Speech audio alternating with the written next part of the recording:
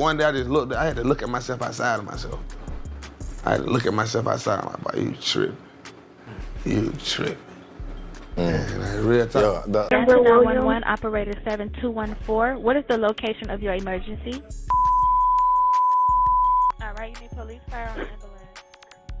I need an ambulance. Tell me exactly what happened. My boyfriend, he's been asleep on the couch since this morning. Well, he never came to bed last night. Sleep on the couch. I left him on the couch before I took my son to school this morning, put a blanket over him. And now I just checked on him again because he never got up. I don't feel a heartbeat. I don't see him breathing. And you said, hold on, you said on the couch, and what happened? I said I put a cover over him because it gets a little cool. He's in the living room. And now I just checked on him because I see he never got up. And I don't see him breathing. I don't feel a heartbeat or anything. And I turned him over. I see he kind of foamed at the mouth. And he's not breathing, is that correct? I'm not hearing you. Yes, yes. Okay, ma'am. If there's a defibrillator available, send someone to get it now and tell me when you have it. Is there a what? If there's a defibrillator available, send someone to get it now and tell me when you have it. I'm not sure what that is. Okay, I'm sending the paramedics to help you now. Stay on the line and I'll tell you exactly what to do next. Okay.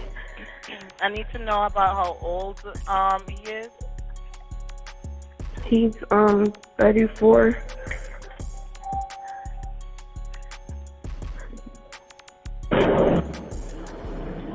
Okay, are you right by him now? Yes. Okay, please put your phone on speaker so your hands are free to help.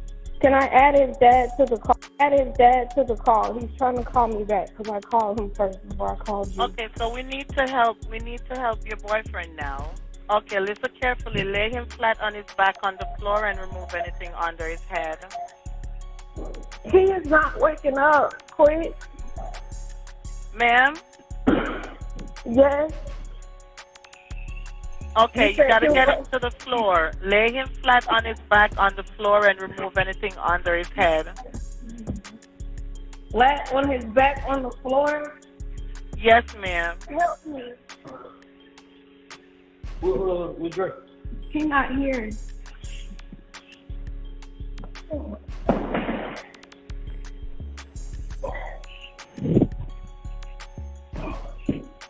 Yeah, were you able to get him to the floor?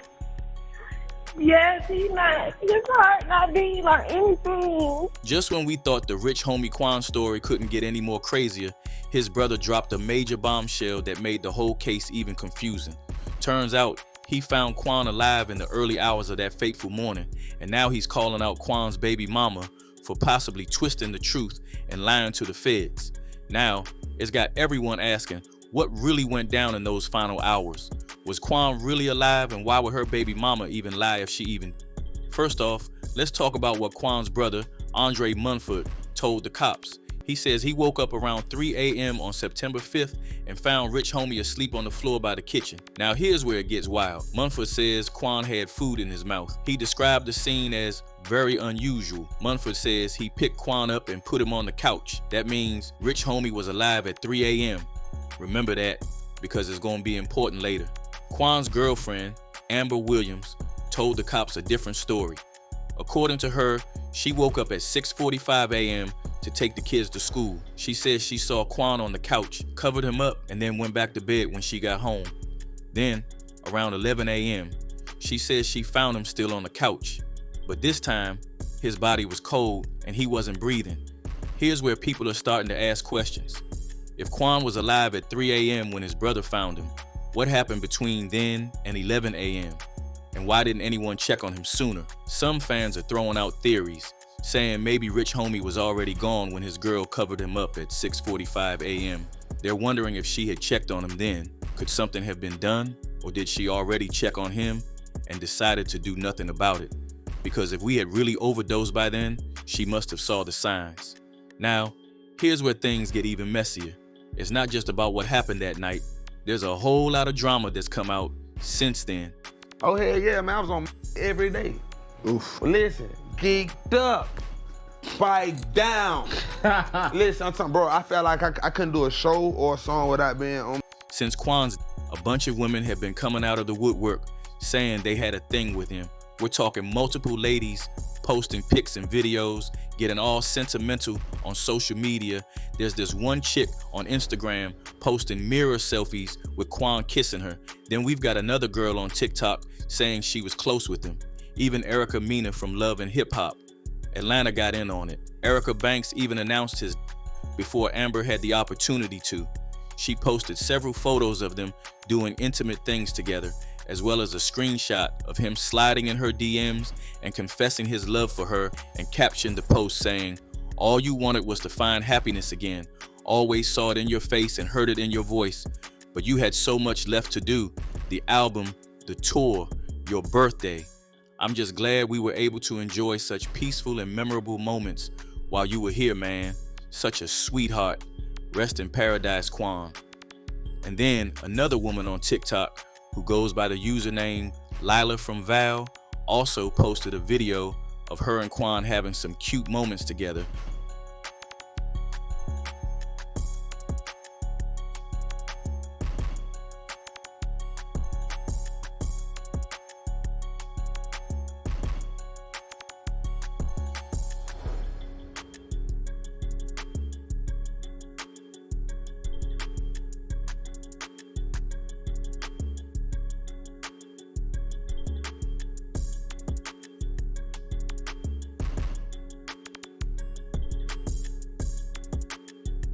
After there was another woman who goes by the name Big Brit 813, who also hinted at having a romantic relationship with Quan when he was alive.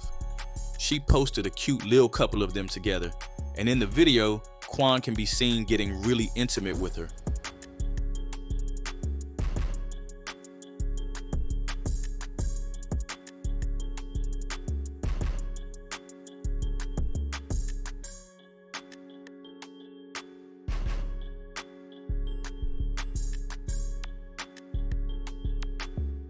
She also went on to leave a heartfelt caption on the post that said, "My DeQuante, this is really getting to me hard. I don't care what nobody has to say. You is my everything. What am I supposed to do? We know everything about each other. Literally everything. All the women coming out has got a lot of people wondering what was really going on in Quan's personal life. Like all these side chicks suddenly getting the guts to come out and talk about their relationship. It's got fans thinking if Amber knew all along that he was cheating on her."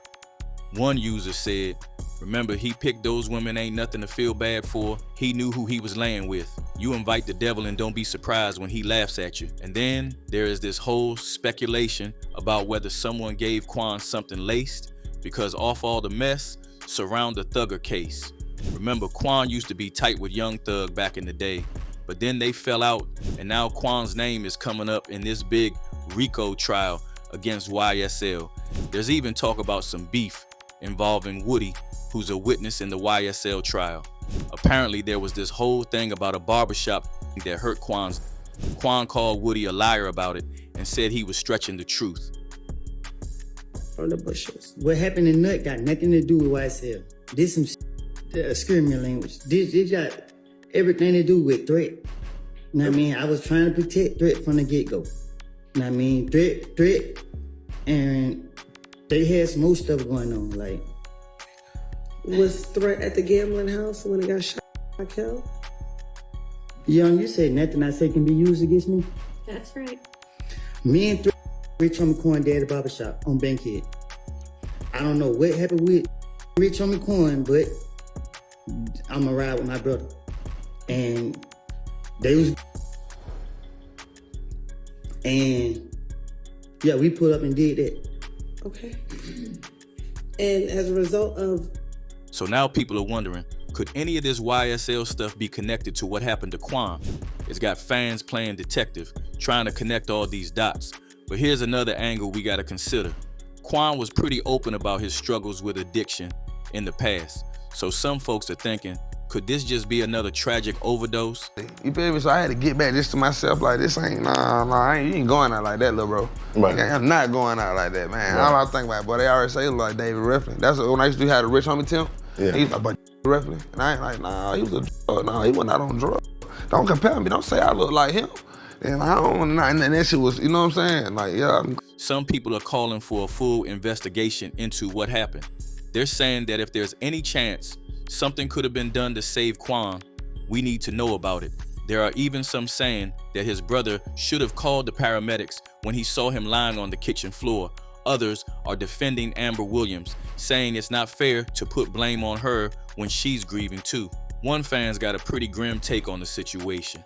Seems like he was on the floor in the kitchen when he was with the food hanging out, and his brother didn't realize that they were so used to him coming home like that they wouldn't have been able to resuscitate him. Damn, that's heavy. It's making people wonder if there were signs that everyone missed because they were just used to Quan's lifestyle. Another person said Amber didn't want to do CPR probably because she knew he was gone. The dude in the background didn't want to help either. At the table with food in your mouth sounds like he had a stroke or heart attack. So what do you think about all this? Do you believe there's more to the story than what we're being told? Or is this just a tragic situation that's being blown out of proportion? Drop your thoughts in the comments below. And don't forget to hit that subscribe button if you want to stay up to date on all the latest hip-hop news.